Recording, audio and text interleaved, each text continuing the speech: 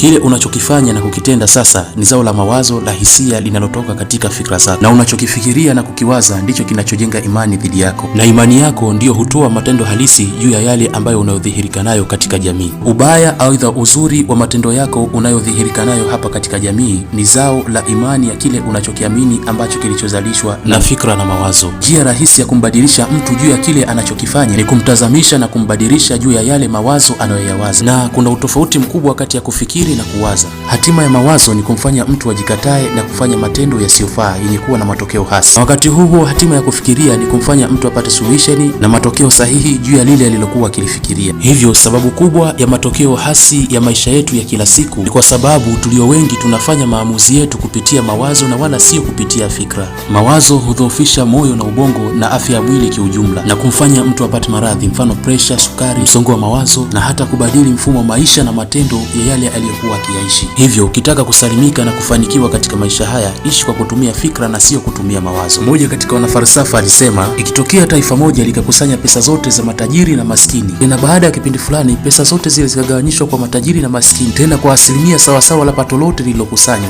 inasemekana baada ya miezi kadhaa tajiri ataendelea kuwa tajiri vile vile na maskini atarudia tena kuwa maskini vile vile, kwa sababu maskini ataendelea kuwa na mawazo ya kimaskini na hatimaye kuendelea kufanya vitendo vya kimaskini na kumpelekea kuwa maskini. Wakati huo tajiri ataendelea kuwa na fikra za kitajiri na hatimaye kufanya vitendo vya kitajiri na kupata matokeo ya utajiri. Tajiri huwa anafikiria ni namna ipi ya kuweza kuizalisha pesa yake aliyoipata, wakati huo maskini huwa anawaza ni namna ipi ya kuweza kuimaliza pesa yake aliyoipata. Hakuna kiasi cha pesa kinachotosha kwa mtu mwenye mawazo ya kimaskini, bali kipo kiasi kichache cha pesa kilichotosha kuzalisha kikubwa kwa mtu mwenye fikra za kitajiri. Hivyo siku zote mawazo na fikra hupelekea hisia, na hisia hupelekea vitendo, na vitendo hupelekea matokeo. Ndiyo yule akasema, annajihuna yaqdiruna ala najahi liannahum ya'taqiduna annahum yaqdiruna. Watu wenye mafanikio huwa wanaweza kupata mafanikio kwa sababu wanaamini kuwa wanaweza kupata mafanikio. Hivyo basi kushinda aidha kushindwa kuko katika imani, na imani ni zao la fikra na mawazo yaliyoko katika kichwa chako. Badili mtazamo wako kati ya fikra na mawazo ili kupokea matokeo chanya ya kipato na matendo. Uko nami Al-Ustadh Harun S. Amani Yakuti. Usisahau kulike na kucomment na kushare. Ma'as salam.